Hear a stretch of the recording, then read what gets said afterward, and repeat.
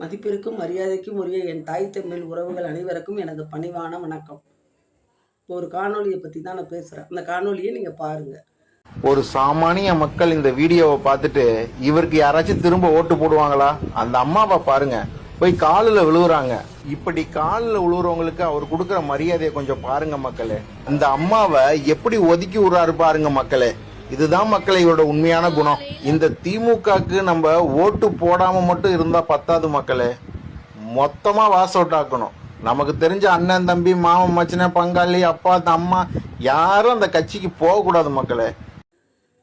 அந்த காணொலியில முதலமைச்சர்கிட்ட ஒரு அம்மா மனு கொடுக்குற ஒரு காணொலி, அது வைரல் ஆகிட்டு வந்துட்டு இருக்கு. அப்ப எப்படி நடந்துக்கணும் ஒரு முதல்வர், ஒரு நாட்டோட முதல்வர் எப்படி நடந்துக்கணும்?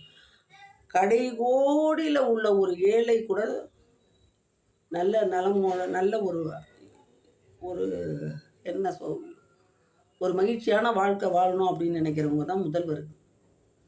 இவங்கெல்லாம் ஓட்டு போடாமையா முதல்வர் சீட்டில் ஒரு போய் குந்திருக்கிறாரு. இவர் என்ன மன்னர் பரம்பரை, ராஜராஜ சோழன் பரம்பரையில் வழியில் வந்தவரா? இல்லை கடவுள் இறைவனா, சிவன் அனுப்பின தூதரா? எதுவும் கிடையாது. அந்த அம்மா முதல்வர்கிட்ட மனு கொடுக்கணும்னு வரும்போது கூட அந்த சுற்றி இருக்கிற கூட்டத்தில் உள்ள அதெல்லாம் தாண்டி தான் அவங்க வந்திருப்பாங்க. அவங்க கூட என்ன நினைப்பாங்க, இவங்க நேராக முதல்வர் கையில் கொடுக்கணும் அப்படின்னு, அவங்க சூழ்நிலை என்னவா கொடுக்கணும் அப்படின்னு நினைக்கிறாங்கன்னு சொல்லிட்டு அவங்களுக்கு வழிவிட்டு அவங்க வந்திருக்கிறாங்க. அப்படி இருக்கிறவங்கள்ட்ட எப்படி அவர் வாங்கணும்? என்னம்மா என்ன பிரச்சனை, சரி நான் சரி செய்கிறேன் அப்படின்னு சொல்லி ஒரு வார்த்தை சொல்லியிருந்துச்சுன்னு வச்சுக்கோங்க, அந்த மனசு என்ன இருக்கும், அவங்க மனசு எவ்வளோ ஒரு முதல்வர்கிட்ட நேராக கொடுக்கணும்னு ஒரு லேடி வந்துட்டு ஒரு அம்மா வரும்போது அது எவ்வளோ சுமைகளை சுமந்துக்கிட்டு அந்த இதில் கொடுக்கும். அப்புறம் முதல்வர்னு ஒன்று எதுக்கு தேர்வு செஞ்சு இவரை வச்சுக்கிறாங்க? பிரச்சனையை தீர்ப்பாருன்னு தானே வைக்கிறாங்க. அவங்க எல்லா இடத்துக்கும் போயிருப்பாங்க, சில இடத்துல அவங்களோட தீர்வு கிடைக்காது அப்படின்னு சொல்லிட்டு ஏதோ சந்தர்ப்ப சூழ்நிலை இவரை பார்க்குற மாதிரி வரும்போது இதை கொண்டு கொடுக்கணும்னு நினைப்பாங்க. நீ என்னமோ அவங்கள தீண்ட தகாத மாதிரி அவளை தள்ளி விட்டுட்டு நீ இந்த பக்கத்து போயிட்டு இருக்கிற மனுவை வாங்கிட்டு. ஏன்னா அவர் மேலே தப்பு இல்லை, அவருக்கு படிக்க தெரியாது. அதனால மனுவை அவர் எல்லாரும் வாங்கணும் அப்படிங்கிறது அவருக்கு இயல்பாகவே எதுவுமே தெரியாத ஒரு மரக்கட்டையை தான் சீட்டில் குந்த வச்சுட்டு வேடிக்கை பார்த்துக்கிட்டு இருக்கோம். அவங்க என்ன குட்டம் கொண்டவங்களா, தொற்று நோயில் உள்ளவங்களா? என்னமோ ஒரு முகம் இந்த அளவு சொல்லிக்குது. உண்மையிலேயே ஒன்றை பார்த்தா தான் எல்லாருக்கும் முகம் சொல்லிக்குது. ஒரு முதல்வர் சீட்டில் ஒரு முதல்வர் இருக்கணும்னா அது எவ்வளோ ஒரு அழகு கம்பீரம் இருக்கணுமா? அது ஜெயலலிதாம்மா, கலைஞர்கிட்ட கூட இருந்துச்சுன்னு சொன்னோம். ஒரு முதல்வர் சீட்டுக்கு கூட ஒரு முகம் அழகு கிடையாது. முதலமைச்சர் இவர் ஒண்டி தான். நான் வேணா சொல்லுவேன், இந்த வேணா திட்டுட்டு அதை பற்றி பிரச்சனை கிடையாது. இந்த நிலைமையை பார்க்கும்போது எனக்கு ஒரு பாடல் தான் நினைவுக்கு வருது. எம்ஜிஆர் பாடல், 1971 வந்த படம், குமரிக்கோட்டம்.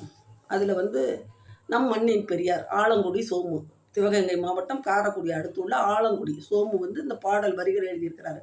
அவர் எல்லாமே ஒரு எப்படின்னு சொல்கிறதுனா ஒரு சமநிலை, ஒரு பாசிட்டிவான வரிகள் தான் ஒரு இதில் இருக்கிறோம். தொய்வு இல்லாத வரிகள். அப்படியே நமக்கு ஒரு எனர்ஜி, ஒரு ஆர்லிஸ் பூஸ்ட் சாப்பிட்ட எனர்ஜி கொடுக்குற மாதிரி இருக்கும் அவரோட வரிகள் நம்ம பார்க்கும்போது. அப்போ அது இந்த பாடல் வரிகள் இருக்கும். ஜெயலலிதா அம்மா ஒரு ஸ்கூட்டரை விட்டுறது ஒரு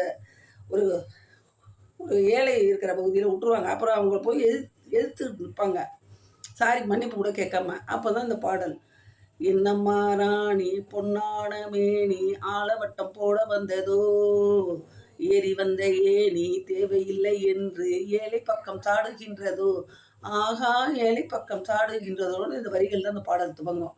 அதில் அடுத்த வரி, உல்லாச தோட்டம் உருவாக்கும் கூட்டம் பாட்டாளி மக்கள் அல்லவோ, உல்லாச தோட்டம் உருவாக்கும் கூட்டம் பாட்டாளி மக்கள் அல்லவோ, உருவத்தை பார்த்து உள்ளத்தை மறுப்பது மாபெரும் தவறல்லவோ, உருவத்தை பார்த்து உள்ளத்தை மதிப்பது மாபெரும் தவறல்லவோ. என்னம்மா ராணி பொன்னானமே நீ ஆலவட்டம் போட வந்தது, என்னம்மா ராணி பொன்னானமே நீ ஆலவட்டம் போட வந்தது,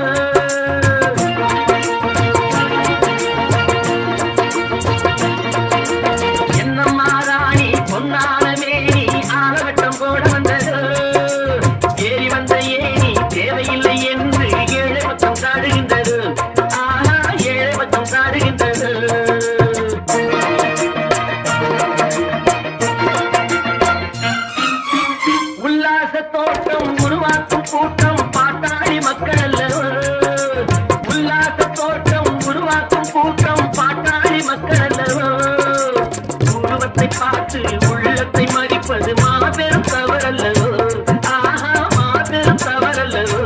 இந்த வரிகள் எப்படி கொடுத்துருக்கிறாரு பாருங்க. அந்த காலத்திலேயே எம்ஜிஆர்ல இந்த மாதிரி யாரும் செய்யவே மாட்டார். வயசானவங்கெல்லாம் வந்தால் வயசுக்கு மரியாதை கொடுப்பாரு.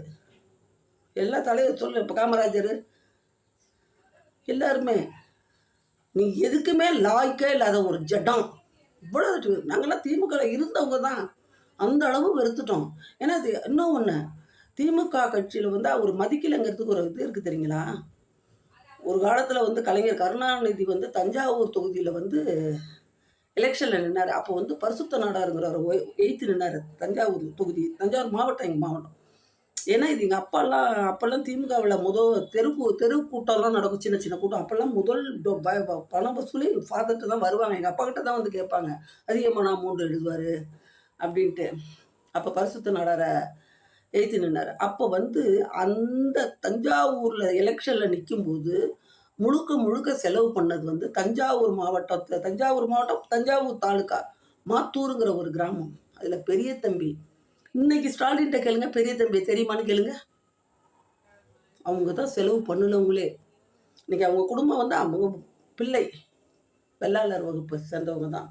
ரொம்ப எங்கள் அப்பா உயர்வாக சொல்லுவார், அனைத்து காசும் பெரிய தம்பி வீட்டில் தான் செலவு பண்ணாங்கன்னு. ஒரு நன்றி கட்ட கூட்டங்க அந்த கூட்டம். இந்த பெரியசாமி இறந்தப்போ கூட அவங்க வீட்டிலேருந்து யாரும் துக்கத்துக்கு போகல. ஒரு வாரம் கழிச்சு ஏதோ ஒரு தஞ்சாவூரில் ஒரு கல்யாணம் திருமணம் நடந்துச்சு. அந்த திருமணத்துக்கு போகும்போது ஸ்டாலின் அந்த வீட்டில் வந்து துக்கம் தரிச்சிட்டு போயிருந்துருக்காரு. எப்படி ஒரு நல்ல வேலை பார்த்துட்டு போயிருக்காரு பாருங்க. அதனால என்னைக்கு வந்து வந்த வழியை மறக்கவே கூடாது. எம்ஜிஆர் பாடல்கள் வரும், எம்ஜிஆர் பாடல்கள்லாம் வந்த வழியை வந்து மறக்கக்கூடாது. அதை சிந்திச்சுக்கிட்டு இருக்கணும், செயல்படணும். நம்மளாம் அறிவு கட்டத்தனமாக எங்கேயோ கிடந்த ஒரு திராவிட கூட்டத்தை கொண்டு வந்து வச்சுக்கிட்டு திருட்டு ரயில் ஏறி வர ஆளை வச்சுக்கிட்டு அவர் தான் குடும்பம், தமிழக அரசாங்கத்தை ஜட்ஜி பண்ணுற குடும்பம்னு வச்சுக்கிட்டு ஒட்டுமொத்த மக்களும் போதைக்கு அடிமையாகி இந்த சமுதாய சீரழிவை வந்து என்னைக்கு தான் அந்த சமுதாயம் வந்து மேன்மை அடையும்னு எனக்கே புரியல. மக்கள் ஒவ்வொரு சிந்திங்க. ஏன்னா ஓட்டு போட்டுட்டீங்க, அது தெரியுது, இல்லைன்னு நான் சொல்லவே இல்லை. அது எப்படி ரிசல்ட்டு வரும்னு தெரியல. ஆனால் இனி வரும் காலங்களில் ஒரு தவறுகள் நடந்தால் அதை தட்டி கேளுங்க. நம்ம தட்டி கேட்குறோம். சமூக ஆர்வலர், எத்தனை சமூக ஆர்வலர் வந்து இறந்துருக்குறாங்க தெரியுங்களா. அதனால ஒரு தனி மனிதனாக கேட்காதீங்க. ஒரு பிரச்சனை வரும்போது அந்த ஊரை எய்த்துருங்க. தப்பு பண்ணால் அந்த தப்பை திருத்துறதுக்கு வந்து அனைத்து பேரும் ஒத்துழைப்பு கொடுங்க, சமுதாயம் மேம்படும். இதுதான் நம்மளுக்கு செய்ய போகிற வழியாக தான் இருக்கணும். ஏதோ எப்படி ரிசல்ட் வருதுன்னு தெரியல. ரிசல்ட்டுக்கு அப்புறம் நமக்கு இந்த மாதிரி சீர்கேடெல்லாம் வரும்போது தயவு செய்து ஒரு ஊராக இருந்தாலும் ஒட்டுமொத்தமாக இறங்கிடுங்க. அப்போ தான் வந்து இந்த நிலப்பரப்பை உங்களால் காப்பாற்ற முடியும் ஒழிய இல்லைன்னா பண்ணவே முடியாது. அடுத்த ஜெனரேஷனுக்கு நம்ம ஒரு அழகான பூமியை வச்சுட்டு போக முடியாது. அடுத்த ஒரு பாட்டில் உங்களை சந்திக்கிறேன். நாம் தமிழர். வணக்கம்.